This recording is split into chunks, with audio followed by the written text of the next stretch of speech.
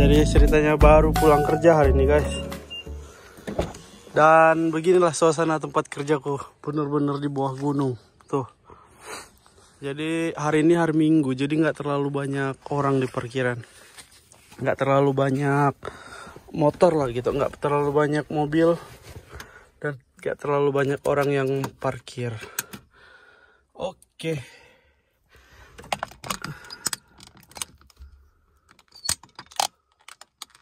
Oke.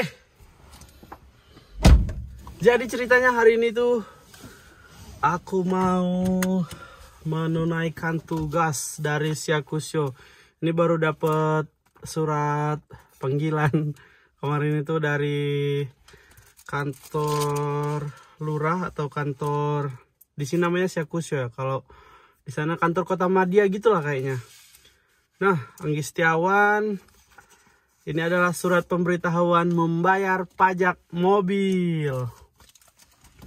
Jadi kita jalan dulu ya guys, sambil melihat suasana tempat kerjaku di pulang kerja. Oke, bismillahirrahmanirrahim. Nah, beginilah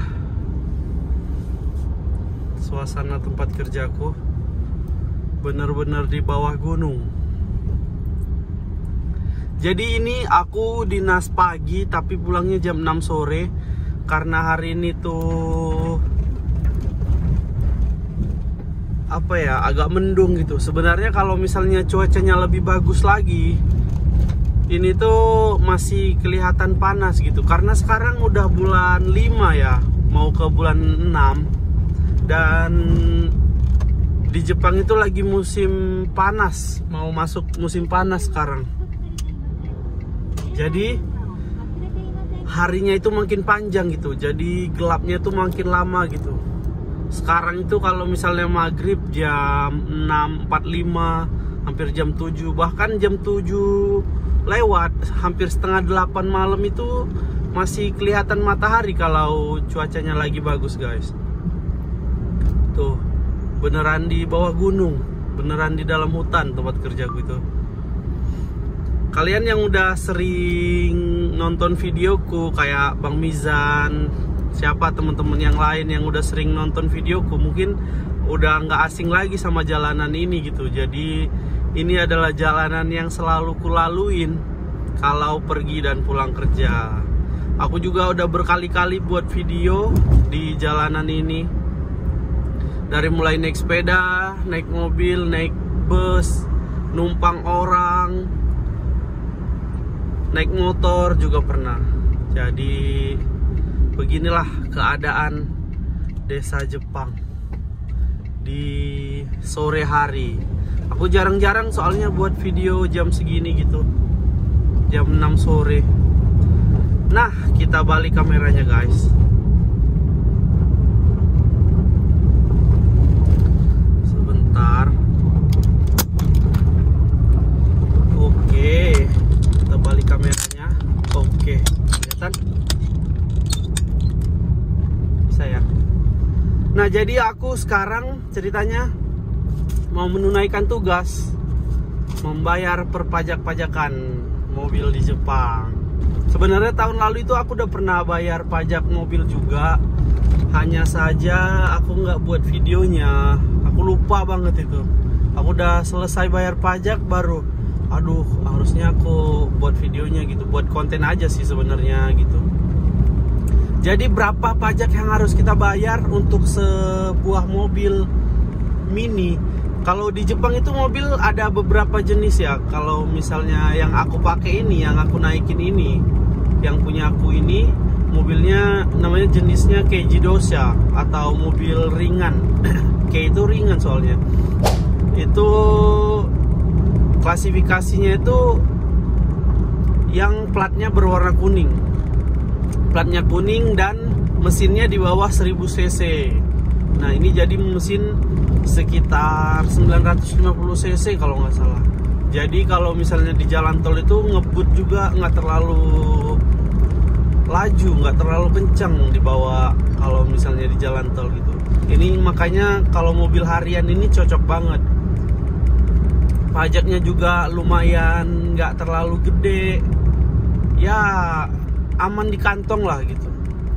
Minyak, kalau misalnya minyak ininya juga BBM-nya nggak terlalu banyak ngeluarin BBM karena torsinya nggak gede, jadi pengeluaran BBM-nya itu nggak terlalu gede untuk mesin gitu. Jadi kalau untuk pemakaian harian, ya aku pribadi ya karena sekarang udah ada keluarga di sini, jadi sering belanja, sering keluar ke mall gitu. Lumayan ini sih, kalau 1000 yen itu dapatnya 6 liter di sini. 1000 yen 6 liter itu bisa untuk 1 mingguan gitulah. Ya 1 mingguan cukup lah 1000 yen. Nah, sebenarnya aku ada motor juga yang harus dibayar pajaknya, cuman motornya udah nggak aku pakai lagi. Jadi aku mau bayar pajak mobil yang aku pakai ini aja gitu.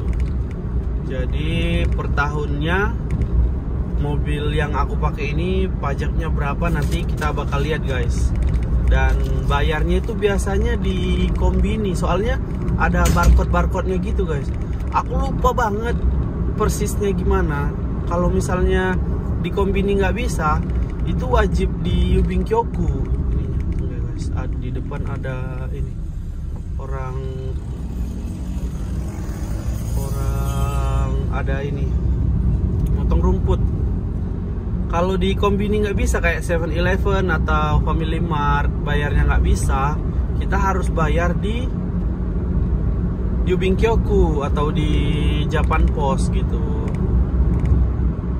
Makanya aku lupa persis, kayaknya dulu itu kayaknya bisa, kayaknya nggak bisa gitu. Aku pernah bayar nih tahun lalu itu, kayaknya bisa deh bayar di ini gitu.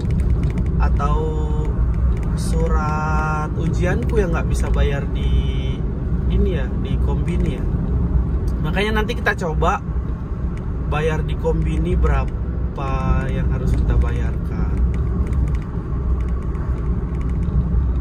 Dan hari ini cuacanya agak sedikit mendung ya, tapi nggak hujan dan lumayan sejuk lah kalau untuk sekarang ini gitu.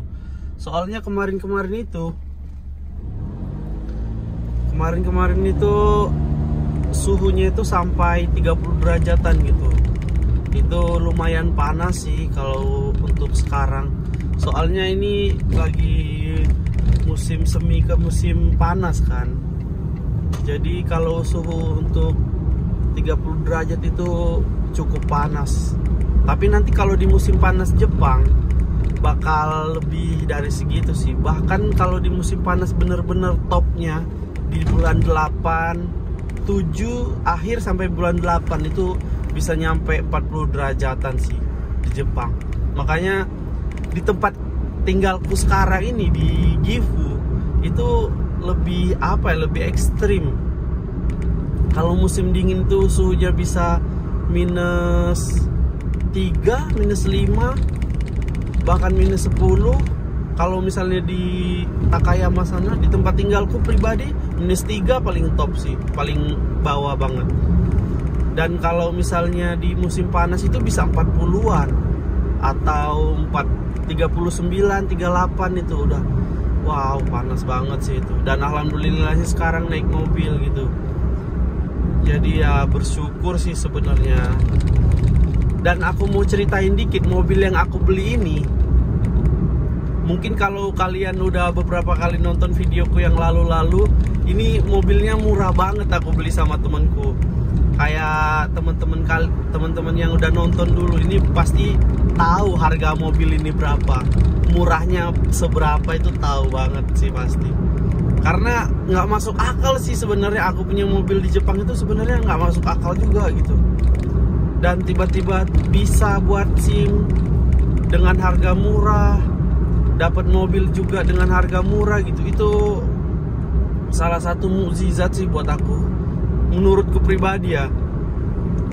Soalnya aku nggak pernah kepikiran sama sekali punya mobil di Jepang, punya SIM di Jepang, bahkan sampai beli mobil sendiri gitu, naik kerja, pulang kerja, pergi kerja itu naik mobil itu nggak pernah kepikiran.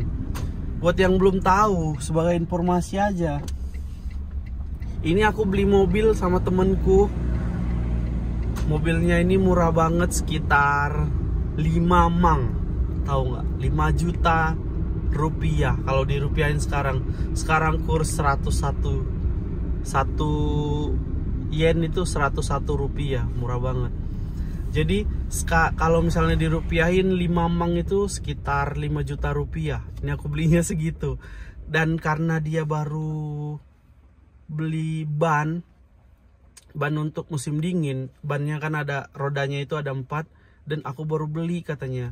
Aku kemarin itu belinya dinukarin rodanya itu kan kalau misalnya musim salju, musim dingin itu wajib ganti ban ke ban anti slip namanya. Jadi dia baru beli bannya 4 buah itu sekitar 6 mang katanya, 6 jutaan gitu. Jadi aku bayarin mobilnya 5 juta, terus aku bayar bannya itu sekitar 5 juta juga. Jadi semuanya kurang lebih 10 jutaan. Aku udah dapat mobil sama ban yang diganti temenku gitu. Jadi kita udah nyampe di kombininya guys. Nih kombininya 7-Eleven dekat rumahku. Jadi kita mau bayar dulu guys. Di sini ada dompet.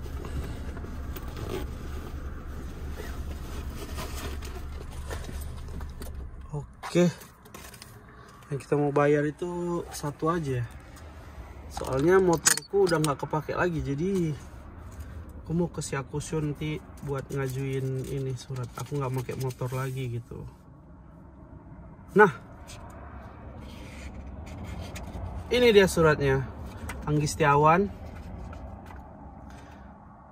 Dan berapa yang harus kita bayar? Ayo guys, ikut aku guys. Nah, tapi aku nggak tahu ya bisa atau nggak bayar di sini ya. Ini 7-Eleven ya. Nah, mendung, tadi aku kerja dari sana dan kita masuk, dan bayarnya itu adalah sekitar ini guys. Mana dia? Kanding, ini dia. 7.200 yen. Bisa nggak kita bayar di sini?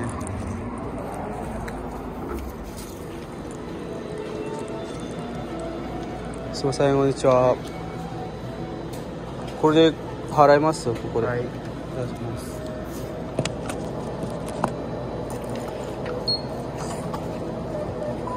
このお取引は現金または7個のみでのお支払い、生産後にお支払い方法をお選びください。現金を入れ終わりましたら確認の上 OK ボタンを押してください。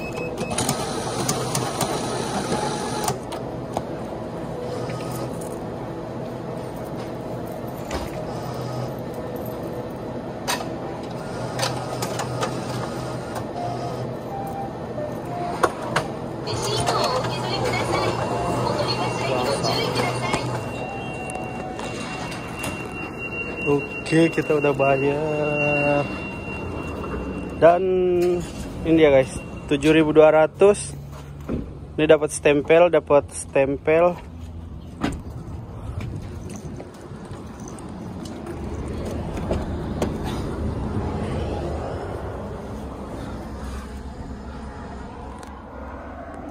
Oke, alhamdulillah akhirnya kita udah bayar perpajak-pajakan mobil di Jepang. Jadi yang Anggi Setiawan, aku udah bayar pajak mobil sebesar 7.200. Kalau dirupiahin itu sekitar 720 ribuan lah untuk mobil ber-cc kecil. Oke, jadi gitu aja guys konten hari ini. Aku udah bayar pajak mobil di Jepang, dan pajaknya itu sekitar 7.200 untuk mobil 950 cc atau di bawah 1000 cc. Dan mungkin teman-temanku juga lainnya ada banyak yang membawa mobil di bawah 1000 cc, di Kayosha apa Kejidosha gitu. Dan pajaknya rata-rata segitu sih, 7.200. Soalnya ditanya temanku, "Kamu udah bayar pajak?" "Belum," aku bilang gitu. Dan kalau mobil di atas 1000 cc, temanku kemarin itu ini baru bayar pajak juga. "Kamu bayar berapa?" aku tanya gitu kan. Temenku orang Myanmar, dia bawa mobil Harrier di sini, Toyota Harrier ya. Itu sekitar 2 mang 4 ribuan gitu. Jadi bedanya itu banyak banget gitu. Aku bayar 7.200 kalau misalnya mobil di atas 1000 cc. Kalau Harrier itu berapa cc nggak tahu ya. 1.500 apa nggak tahu lah. Yang tahu komen, boleh komen. Jadi bayarnya tuh dia, aku kemarin tanya, bayarnya sekitar 2 mang 4 ribu atau 2.400 ribuan. Kalau misalnya dirupiahin sama kayak ini sih, mobil-mobil di Indonesia kayak Avanza, kayak Xenia gitu-gitu. Kayak mobil keluarga gitulah, Innova gitu-gitu. Jadi gitu guys. Jadi pajaknya juga nggak terlalu mahal.